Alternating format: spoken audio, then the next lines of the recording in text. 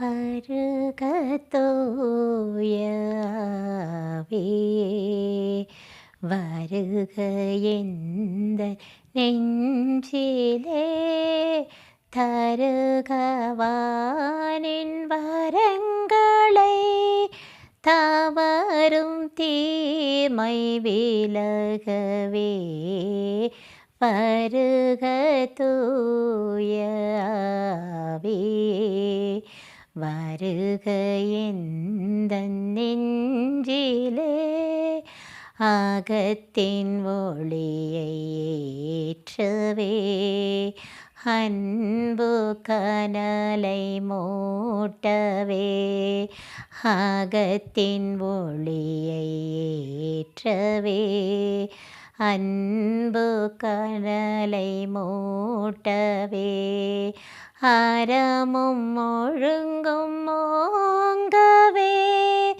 அன்பும் அருளும் மல்கவே, வருக தூய ஆவியே, வருக எந்தன் நெஞ்சிலே.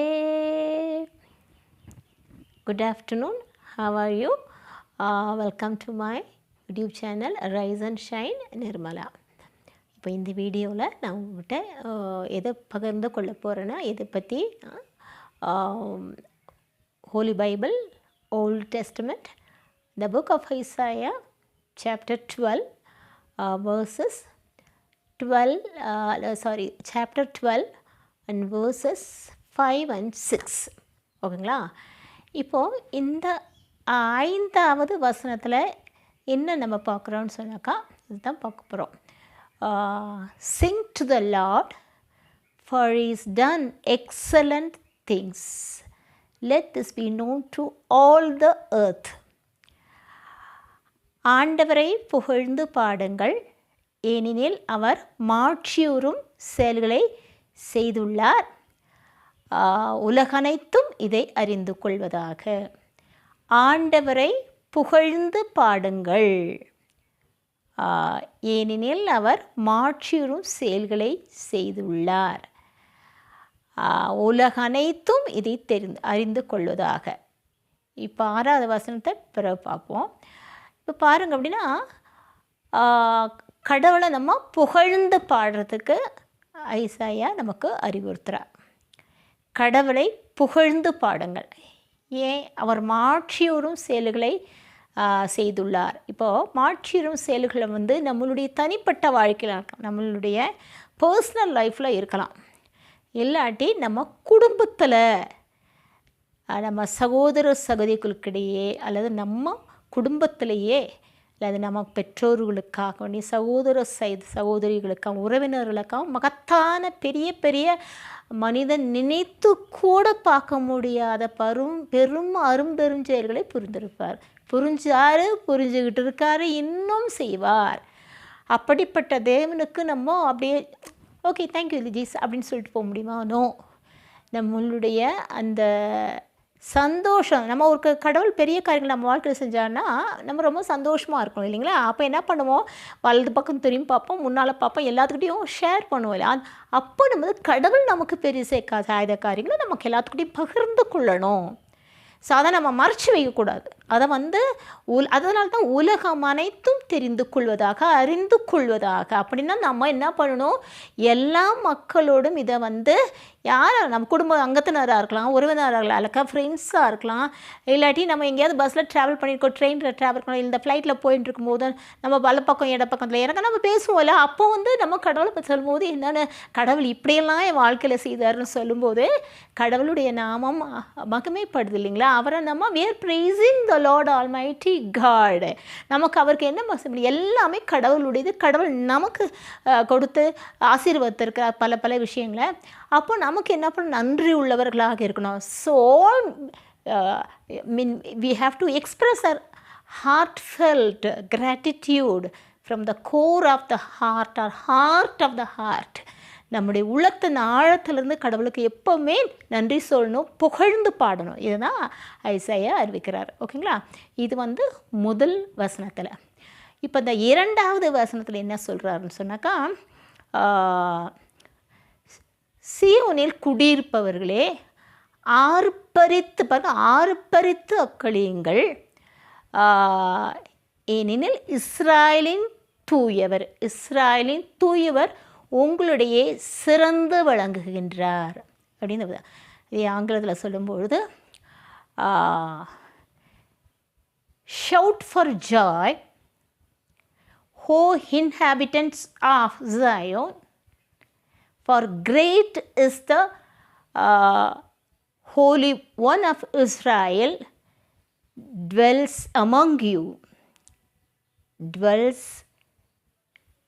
in your midst. அப்படின்னா என்ன சொல்லுங்க, ஆர்ப்பரித்து அக்களியுங்கள், ஷவுட் ஃபார் ஜாய். அப்படின்னா ஏன் அந்த இஸ்ராயலின் தூயவர் எல்லாம் வல்ல கடவுள் உன் நடுவில் உன் மத்தியில் உன்னோடு இருக்கிறார் அப்படிங்களா. அப்படின்னா இப்போது இந்த வார்த்தை பாருங்கள், ஆர்ப்பரித்து அக்களியுங்கள் அப்படின்னா ஆர்ப்பரித்து ரொம்ப சந்தோஷமாக சும்மாலாம் அப்படி ஒரு இடத்துல வந்துட்டு அப்படி உட்காந்து அது அப்படி இல்லை. இதை எல்லாருக்கும் தெரிகிற மாதிரி சந்தோஷமாக ஆர்ப்பரித்து பாடுங்கள், புகழ்ந்து பாடுங்கள். Shout for joy, O inhabitants of the Zion, சீயோனில் குடியிருப்பவர்களை ஆர்ப்பரித்து அக்களியுங்கள், ஏனெனில் இஸ்ராயலின் தூயவர் உன்னுடைய சிறந்து விளங்குகின்றார். அப்படின்னா அக்களியுங்கள். For great is the Holy One of Israel dwells among you. அப்படின்னா இஸ்ராயல் தூயவர் உன் நடுவில் உங்களோடு இருக்கிறார். அப்படின்னா அந்த ஐசாயா பாருங்கள் சொல்கிறேன், நம்ம சொல்கிறேன் நான் ஆக்சுவலாக எந்த பின்னணியில் அவர் சொல்கிறாருன்னு சொல்லிட்டு. அப்போது இஸ்ராயலின் தூயவர் உங்களுடைய இருக்கிறார், அதனால் நீங்கள் சந்தோஷமாக ஆர்ப்பரித்து கடவுளுக்கு நன்றி சொல்லும், கடவுளை புகழ்ந்து பாடுங்கள் அப்படின்னு சொல்லுவார். இஸ்ராயலின் தூயவர், for great is the Holy One of Israel. Great is the Holy One of Israel. எதை குறிக்குது நான் சொன்னாக்கா, கடவுளுடைய அந்த மெஜஸ்ட்ரி, மகத்துவம், மாட்சி இல்லையா, தூய தன்மையை, பரிசுத்த தன்மத்தை தான் அது காட்டுது. அதனால தான் Holy One of Israel. For great is the Holy One of Israel. அப்படிப்பட்ட தேவன் நம்ம அந்த அர்ச்சிக்கப்பட்ட அந்த ஆலயத்தில், இந்த டெபர்னாக்கில் அந்த ஆலயத்தில் மட்டும் குடியிருக்கிறது இல்லைங்க, அங்கிருந்து மட்டும் ஆட்சி செலுதுற, கரெக்டுங்களா? அவங்க எங்கேயும் இருக்காரு, நம்முள் உங்களுள் குடியிருக்கிறார். குடியிருந்து நம்ம ஆட்சி செய்ய, ரூலிங் அஸ், நம்மளை ஆட்சி செய்கிறாரு. நம்ம நாட்டில் இருந்து நம்மளை ஆட்சி செய்கிறார், கரெக்டாக? அப்போது கடவுள் நம் மத்தியில் நம்மோடு நம் கூட இருக்கிறார். How is it highlights this passage, actually both the verses, this passage highlights the having God is present actively and acts for us, நமக்காக செயலாற்றுகிறார். அப்போ எவ்வளோ பெருமைக்குரிய விஷயம், எவ்வளோ நன்மை தனம் நிறைந்த கடவுள் நம்மோடு இருந்து நம்ம கூட வாழ்ந்து நமக்காக செயலாற்றுகிடும் போது நம்ம கடவுளுக்கு எப்பொழுதும் நன்றி உடையவர்களாக இருக்கணும். ஓகேங்களா?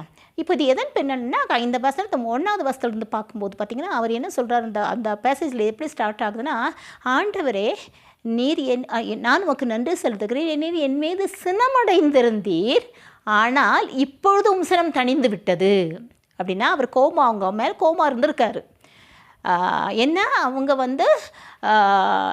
So they were so disgusting the almighty God. ஏன்னா கடவுளுக்கு கொடுத்த கட்டளை பின்பற்றாமல் விக்கிரக ஆராதனை, அந்நிய தேவர்களுக்கு பணிந்து அந்நிய தேவர்களுக்கு பலியிட்டு எல்லா புறவினத்தாரின் இந்த வர்ஷிப் முறைகளையும் கடைபிடித்து அப்படி வாழ்ந்திருக்கான். அதனால தான் நான் அந்த இஸ்ராயல் வடநாடான இஸ்ராயல் அந்த அசீரியர்களால் பிடிக்கப்பட்டு அந்த மக்கள் சமாரியாவிலிருந்தும் அந்த பல பகுதிகளுக்கு கேலிலி பகுதியிலிருந்து எல்லாத்தையும் எங்கே கொண்டு போனாங்க, அடிமைகளாக எங்கே கூட்டிகிட்டு போனால் அசிரியா எங்கே இருக்குது? இந்த பழைய மெசபட்டோமியா இருக்குங்களா, யூஃப்ரட்டிஸ் டிக்ரிஸ் நதிகள் இல்லையா, அந்த பகுதியில் பார்த்தீங்கன்னா அந்த மெசபட்டோமியாவுடைய நார்த்து பகுதி தான் அசீரியா. அந்த நார்த்து, அந்த வடப்பகுதி, அதாவது டிக்ரிஸ் ஐ மீன் சுற்றியுள்ள டிக்ரிஸ் மற்றும் அந்த சுற்றியுள்ள அந்த பகுதிகள் அப்படி மெசபட்டோமியோடைய வடக்கு பகுதி. அப்போ இது இப்போ எப்படி வருது, எங்கே இருக்குதுன்னு சொன்னாக்கா, அது ஈராக்கு நாட்டின் வடக்கு பகுதி. ஈராக்கு நாட்டின் வடக்கு பகுதி மட்டுமல்ல, இந்த இது துருக்கியோட சவுத் ஈஸ்ட் அந்த பகுதி, சிரியாவுடைய நார்த் ஈஸ்ட், இதெல்லாம் உள்ளடக்கி தான் இப்போ உள்ள அந்த எது சொல்கிறோம், அந்த எதை பற்றி பேசிகிட்ருக்கோம், அந்த அசீரியாவை பற்றி பேசிகிட்ருக்கோம் இல்லைங்களா. ஓகே, அப்போது அங்கே அடிமைத்தனமாக போட்டு அப்போ தண்டிக்கப்பட்டுள்ளார்கள் அப்படின்னா, இப்போ ஒரு transition from where the judgment, தீர்ப்பு நடந்துருந்துருக்குது, அங்கே தீர்ப்புக்குள்ளாகி இருக்கிறார்கள் அசீரியாவில் அடிமைத்தனத்தில். அப்போது இப்போ இந்த ஐசாயா ப்ரொஃபஸி கொடுக்குறாரு. எது 11வது அதிகாரத்தில். இதுக்கு முன்னால் அதிகாரத்தில் அவர் அந்த ப்ரொஃபஸி ஆஃப் த ரெடம்ஷன், மீட்பை பற்றி அவர் பேசுகிறாருங்க. 11வது அதிகாரத்தில் பார்த்திங்கன்னா இது ஒரு நீண்ட பகுதி தான், அதில் இடையில சொல்கிறேன். அப்போது அந்த மெசியாவின் வருகை பற்றி சொல்லப்படுது. அப்படின்னு என்ன சொல்கிறாருன்னா, ஈசாயின் தாவீதின் குலமாகிய ஈசாயின் அடிமரத்திலிருந்து ஒரு தளிர் ஒன்று புறப்படும், வேர்களிலிருந்து ஒரு கிளை ஒன்று தோன்றும் அப்படின்னு சொன்னால் ஞானமும் மெய்யுணர்வும் உள்ள ஆவிய மேல் தங்கி இருக்கும் அப்படின்னு சொல்லிட்டு நீங்கள் படிச்சிருப்பீங்களா. அப்படியே வரிசையாக படி சொல்லிட்டு அந்நாளில் இப்போ மெசியாவின் வருகையில் அந்த டைமில் எப்படி இருக்கும்னு சொன்னால், ஒரு ஐ மீன் செம்மறியாட்டுக்குட்டியோடு ஒரு ஓநாய் தங்கியிருக்குமா. அது மட்டுமல்ல, செம்மறியாட்டுக்குட்டியோட அந்த என்ன சொல்கிறது, ஒரு சிறுத்தையும் படுத்துக்கொள்ளுமா. பாருங்கள் அப்படி எப்படின்னு. அப்புறம் இந்த பால் குடிக்கும் குழந்தை வெறியன் பாம்பின் வளையலை கைவிடுமா. இப்படி பாருங்க. அப்படின்னா என் திருமலையில் தீமை செய்வோர் யாவரும் இல்லை தான் 1-2 தான் சொல்லியிருக்கா. நம்ம அதுக்கு ஏற்கனவே படிச்சது. அப்படின்னு பார்த்தீங்கன்னா, அந்நாளில் மெசியாவின் வருகையின் போது அந்த மெசியானிக் பேர் இல்லை எப்படி இருக்குன்னாக்கா அமைதியாக இருக்கும். நீங்கள் எப்படி தண்டனை தீர்ப்புக்குள்ளே இருந்தீங்களோ அதிலிருந்து மீட்கப்பட்டு உங்களுக்கு சந்தோஷமும் ஒரு கம்ஃபர்ட்டும் ஒரு ஆறுதலும் உள்ளது அப்படின்னு தான் இவர் யார் ஐசாயா சொல்கிறார் அந்த 11வது அதிகாரத்தில். இதன் பின்னணியில் தான் இந்த 2 வசனங்களும் நமக்கு தரப்பட்டிருக்கு. இதை இப்போ நம்ம படிக்கும்போது நமக்கு இன்னொரு பாடல் நினைவுக்கு வரும். எப்படின்னா பயண நூல். அந்த விடுதலை பயண நூல்லேருந்து எப்படின்னா மோசே பாடுவார். என்னன்னு சொன்னாக்கா, அதாவது அந்த பார்வோன் மன்னர்களது முழுவதுமாக மீட்கப்பட்டு அவங்க வெளியே அவங்க அந்த கடலில் மூழ்கி இருந்துருவாங்க இல்லையா. பார்வோன் மன்னனும் அவனுடைய படைகளும் எல்லாமே எழுந்து போகுதில்ல. அப்புறம் அந்த மோசன் ஒரு அந்த வெற்றியை குறித்து எகிப்தியரின் மீது கொண்ட கடவுள் எகிப்தியரின் மீது கொண்ட வெற்றியை குறித்து ஒரு பாடலை, கடவுளுக்கு நன்றி பாடலுக்கு ஆண்டவருக்கு நன்றி செலுத்துவேன், அரும்பெரும் செயலை புரிந்துள்ளார் அப்படின்னு மோசன் பாடுவார். ஒரு நீண்ட பாடல், the song of the Moses. அந்த பாடல் நமக்கு இப்போது நினைவுக்கு வருகிறது. அப்படின்னா நமக்கு என்ன சொல்கிறாருன்னா, கடவுள் தேவாதி தேவன் கர்த்தாதி கர்த்தர் நம்ம பாவம் செய்து அவரை விட்டு விலங்கும் போது நிச்சயமாக ஒரு தண்டனை, அதை தண்டனைன்னு சொல்கிற வர சிக்ஷைன்னு சொல்கிற வர கரெக்ஷன் பீரியட். அந்த கரெக்ஷன் நான் ஏற்கனவே சொல்லியிருக்கிறேன், நமக்கு வலிக்கும். It is painful for us. ஆனால் அதை விட பெயின்ஃபுல் கடவுளுக்கு இருக்கும். ஏன்னா அவருடைய அன்பு பிள்ளைகள் கரெக்ஷனுக்கு இருக்கும்போது அது அவங்க படுற கஷ்டத்தை பார்த்தா அவர் நம்மளை விட அதிகமாக கஷ்டப்படுறது கடவுள் தான் இல்லைங்களா. அப்போது நமக்கு அது தண்டனை தீர்ப்புக்கு உள்ளாகும் போது, ஒரு சிக்ஷை பீரியடின் போது, ஒரு கரெக்ஷன் பீரியடும் போது நம்ம கஷ்டப்படுவோம்.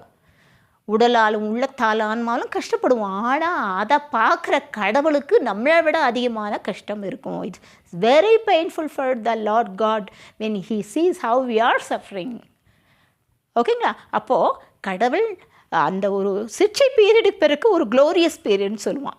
அப்போ அந்த transition period from the judgment to the period of redemption சொல்லும்போது, நம்ம அந்த பாவத்திற்காக மனம் வருந்தி மன்னிப்பு கேட்டு அவர்கிட்ட மன்றாடும் போது கடவுள் அந்த துன்பங்களை அந்த எல்லாத்தையும் நீக்கி போட்டு நம்மோடு மறுபடியும் ஆறுதலாக